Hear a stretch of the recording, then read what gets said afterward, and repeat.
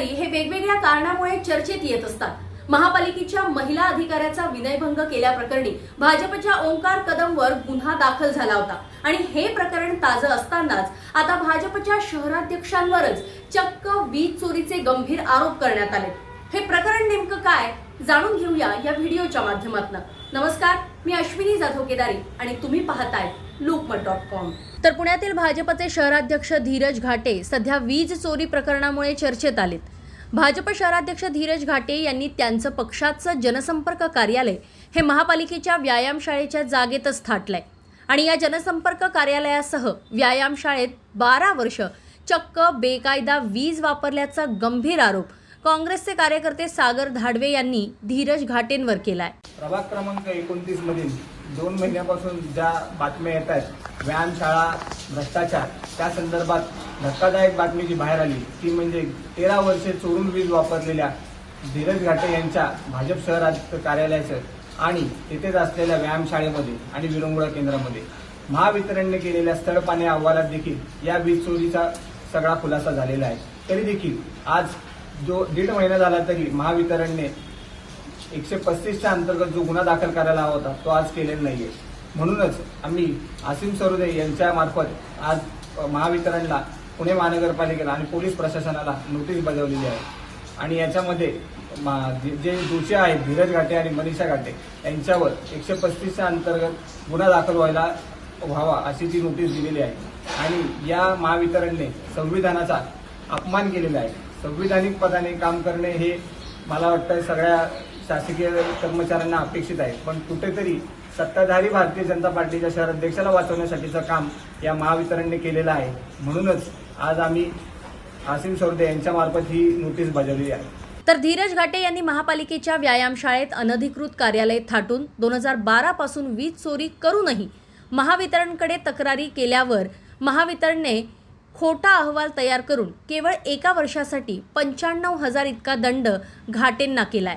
फौजदारी गुन्हा दाखल करण्याची तरतूद असताना सुद्धा राजकीय वजन वापरून त्यांनी हा गुन्हा दाखल होऊ दिला नाही असं सांगत ॲडव्होकेट आसिम सरोदे यांनी सागर धाडवे यांच्या तक्रारीनुसार पुणे महापालिका, महावितरण आणि पुणे पोलिसांना नोटीस दिली आहे। सानेगुरुजी नगर म्हणून जे पुण्यामध्ये आहे तिथे भाजपचे पुणे शहराध्यक्ष धीरज घाटे यांनी आणि त्यांच्या पत्नी माजी नगरसेविका मनीषाताई घाटे यांनी बेकायदेशीरित्या पुणे महानगरपालिकेची व्यायामशाळा जी आहे ती स्वतःच्या फायद्यासाठी वापरण्याचा उपक्रम मागील 12 वर्षापासून सुरू केलेला आहे।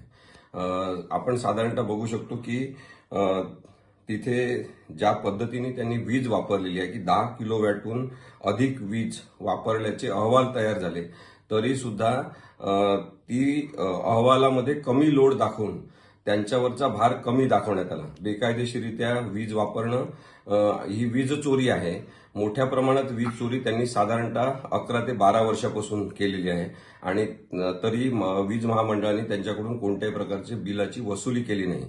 खरं तर वीज चोरी हा अत्यंत गंभीर गुन्हा आहे आणि विद्युत कायद्याच्या कलम 135 नुसार त्यांच्यावर लगेच वीज मंडळानेच गुन्हा नोंदवायला पाहिजे किंवा कॉर्पोरेशननी गुन्हा नोंदवायला पाहिजे, कारण की कॉर्पोरेशनच्या जागेत ही बेकायदेशीर व्यायामशाळा आहे जिथे धीरज घाटे यांनी स्वतःचं पक्षाचं कार्यालय थाटलेलं आहे आणि अहवालामध्ये मात्र केवळ तिथे कार्यालय असं दाखवलेलं आहे। त्यामुळे ज्या जागेचा वापर ज्या कारणासाठी करण्याची परवानगी महानगरपालिकेने दिलेली आहे त्याच्या व्यतिरिक्त कारणांचा वापर जो आहे तो सातत्याने दिसतो आहे आणि तरी सुद्धा त्यांच्यावर मागील 12 वर्षापासून कोणतीही कारवाई होत नाही।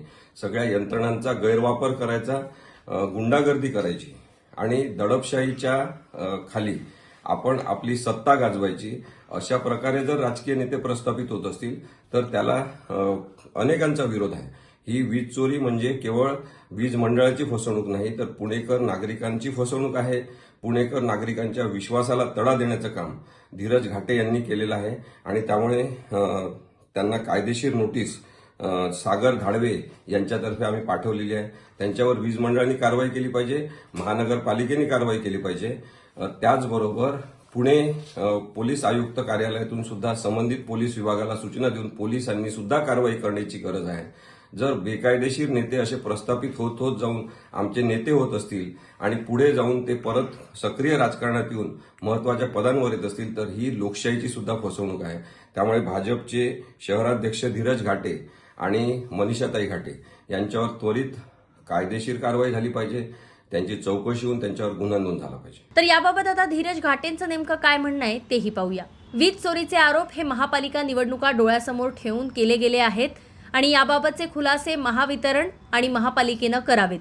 महावितरणने वीज चोरीसाठी केलेला 95,000चा दंड चुकीचा आहे. महापालिका निवडणुकीच्या तोंडावर भाजपच्या शहराध्यक्षांवर वीज चोरीचे गंभीर आरोप करण्यात आल्यामुळे पुणे शहर भाजप अडचणीत आली आहे. आता हे फक्त आरोपच नाही तर त्यांना दंडही झालाय. त्यामुळे पक्षाचे वरिष्ठ आता या संपूर्ण प्रकरणामध्ये काय करतात, धीरज घाटेंवर पक्षांतर्गत काही कारवाई होते का हे पाहणं सुद्धा महत्त्वाचंच असणार आहे आणि त्याकडे सगळ्यांचंच लक्ष लागलंय.